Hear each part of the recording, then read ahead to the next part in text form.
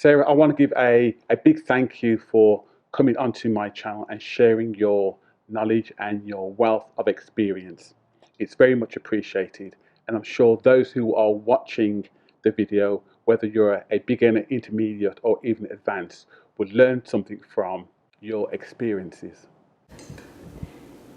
Thanks for having me here today, Chris. It's a pleasure to talk to you. Would you like to introduce yourself and tell the audience where you are based? Sure, my name is Sarah Parent of Sarah Parent Photography, and my studio is located in Indiana, in USA. During the COVID crisis, where I am, Birmingham, we've gone into another full lockdown and business has slowed up somewhat. However, I was just wondering, how has COVID affected your business in your neck of the woods? So that's a good question. At the beginning of all of this, I would say my business just kind of completely stopped. I had to reschedule a lot of weddings canceled. And then slowly our state where I live started to open up, and people then started to kind of book a lot of portraits. I think a lot of people kind of realized the value in preserving memories, and they wanted to get in a portrait before maybe that we shut down again, things like that. And so now, as I live in an area where there's really not a lot of restrictions at all. So when we first started back, it was a matter of putting safety protocols in place for myself and for my clients to stay safe. I work with a hair and makeup team, and I needed to make sure that they were going to stay safe. So wearing masks and face shields for the makeup artist and things like that. Now, as far as scheduling clients, it just becomes a matter of kind of trying to play it by ear. And I try to use the word like pivot. Sometimes I have to pivot because it can be, you have your whole schedule planned out, and someone will get put on quarantine or someone will be sick. So it's just a matter of kind of just playing by ear, which is hard for someone like me who likes to plan and likes to know a lot in advance of how things are going to be. So yeah, I'd say I think just like everybody, we're just kind of in this limbo period. I know a lot of places are locked down. Right now, again, we're just in a situation where we're not really at all locked down, but just having to kind of deal with the uncertainty from day to day of not knowing how to schedule anything. So yeah, it's just been kind of a whirlwind, and I just kind of roll with what we can do. Well, you've been very fortunate to not be locked down as much as we have here in the UK, especially here in Birmingham. So just tell the audience, how long have you been a photographer, and how did you get into photography? So I've been a professional photographer for the past 18 years. I started my business very slowly back in 2002.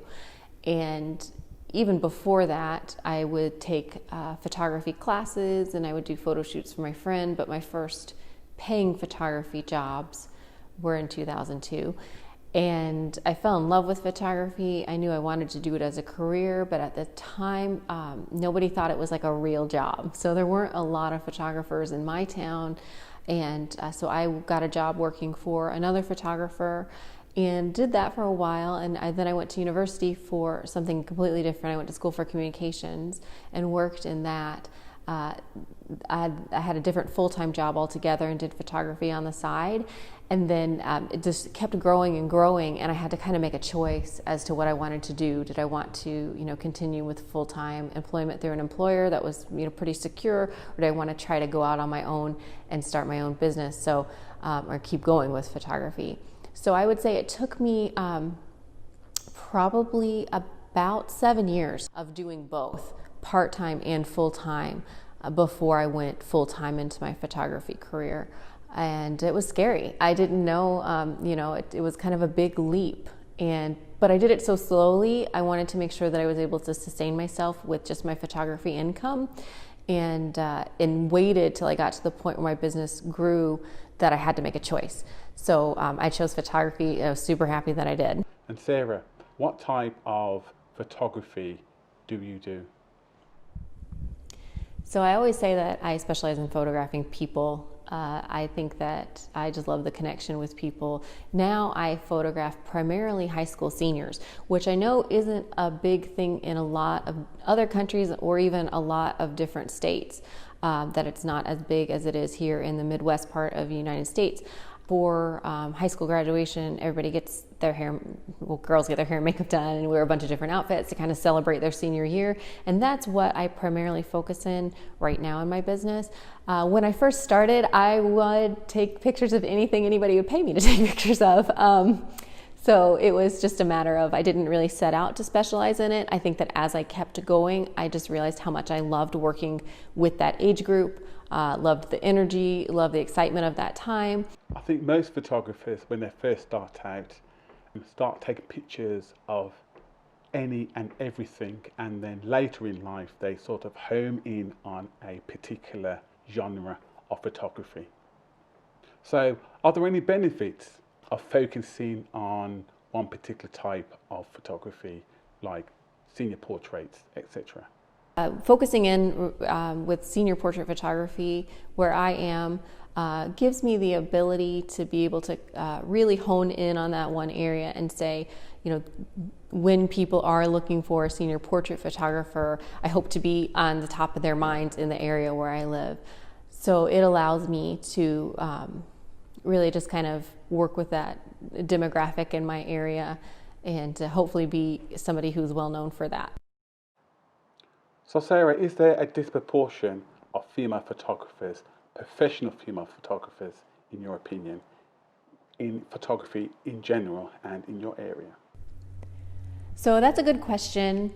When I first started out, I was probably one of just a couple female professional photographers in my area. And honestly, it was not something that a lot of other female photographers I knew did. I mean, I didn't know a lot of other female photographers, I should say. Now that I think that that is growing, and I think there are a lot of other female photographers, which I think is awesome. I know that for a while there, like when I started in film, switching to digital, obviously that opened the market for everybody, an easier barrier of entry. And I think it became something where people, or at least around where I live, people would say, oh, something like, oh, she's a mom with a camera. She's just a mom photographer or something. And I always thought that that was not great because it was kind of dismissive, because there's a lot of amazing female photographers in our industry. And I think just to say, oh, she's a mom photographer or whatever the statement used to be, I thought that that was just kind of not a good thing to say at all, really. And are there any advantages being female in the field of photography that you do, i.e. senior portraits? So I would think that's a good question too. That's hard to answer. I think that maybe the advantage, I guess, if I were photographing another female subject, would maybe be a little bit more at ease, maybe knowing a little bit more about those insecurities she might have, to be able to portray her on the camera a little differently, maybe than a male photographer might. But yeah, I don't know. That's a good question. With all your experience of being a photographer, what, in your opinion, makes a good photographer? Okay, another good question, Chris. There's so many things I think that can make a great photographer. I think number one is creativity. You also need to have some technical skill, right? I mean, photography is something that's always changing, always evolving. You can always learn more about it. So you do need to have that technical element as well to know what you're doing, to get the image across that you have in your head. Then I think the main thing as well, the third thing I would say, just being able to relate to people. If you're photographing people, right? Just having that human connection, being able to make people feel comfortable in front of you, make them feel comfortable in front of the camera is huge when you're doing portrait photography. And what was your journey like when starting out, when you were learning the fundamentals of photography?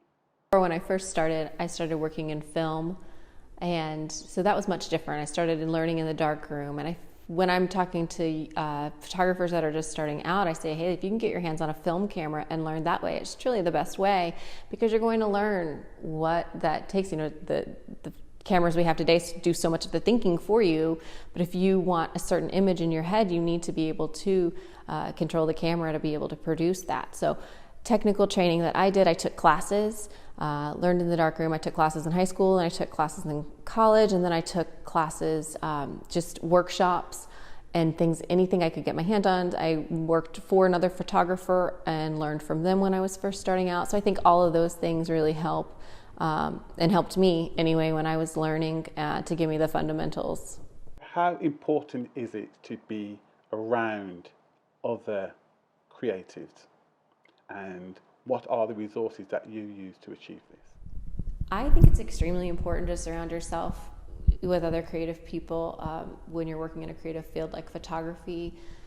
You know, it's a competitive field for sure, but I myself am a part of different groups throughout my state, and we connect and share ideas and just learn together. Really, I'm a part of a group that gets together a couple times a year, and we travel together, and that's been amazing for me, just to have that community and these amazing photographers to grow and learn with. So with the rise of social media, I know majority of photographers, I should say, use social media platforms to put across their work. But is there any downsides to social media when it comes to being a creative? Yeah, so Chris, you know, as a photographer, I'm sure you can relate to this, that when you're scrolling through social media, you can feel kind of awful about yourself when you start to compare yourself to other photographers. I mean, I look at it and I say, wow, I mean, I am not any good once once I look at other people's work. That might be harsh, but but I'm sure you can relate to that feeling of just looking and comparing and saying, oh wow, I have so much more to learn. And I think I've come to a realization that, you know, yes, okay, I can look at this image and think this is an incredible image without feeling like, okay, my work isn't any good, or maybe I can learn from this person, or what do I like about this image? How did they shoot this image? But I think, yeah, a lot on social media, it can be a big comparison game. So you have to just really be careful not to kind of go down that rabbit hole. So I think any photographer can relate to that for sure. What point in your career did you decide to set up your photography studio?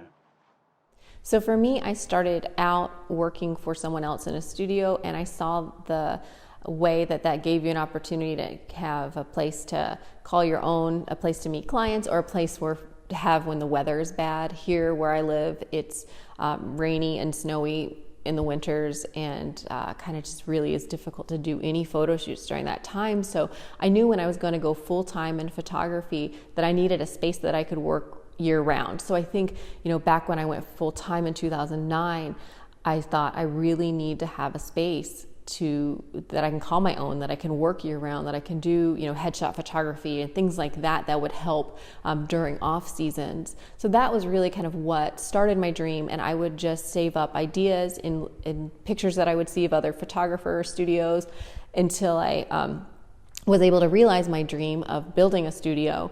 And that I built it, so it's 2020 right now, right? So I've lived here about 5 years and work here in my studio. So about 2015 is when I opened my studio and realized that dream. So it was really fun. The way I came in contact with Sarah was through social media. In fact, it was YouTube. I came across her studio tour. So if you click onto the link, this link will take you to the tour that drew me to Sarah and her lovely studio. So if you don't have a studio, or someone, you know, the photographer out there is not having a studio, and you live in an area where you can shoot outdoors, I mean, that's what I did. I had a space as well that before I had a studio that was kind of like a wedding venue reception, and the owners there would let me go in and do photos. I know that there's been a lot of new co-working studios, at least where I am, that you can rent a share of a studio. So that's an alternative for somebody who maybe doesn't want to commit to owning a studio straight away, to see if an indoor space like that would work for them. I think it's a good way to get started. Let me just give you a big thank you for coming up to my channel and sharing your knowledge. I'm sure everyone that's listening to this has appreciated your time and your skill and your experience, and I look forward to actually doing this the other way, where you may interview me and I come onto your channel. Oh, Chris, thank you so much for having me. I really appreciate it. For those who are interested, you can actually click here or in the description below to Sarah's channel, and in fact I'll let Sarah do it herself. If somebody wants to see more of my work, they can visit me on Instagram at Sarah Parent. My website is sarahparent.com, and they can subscribe to my YouTube channel at Sarah Parent. Bye.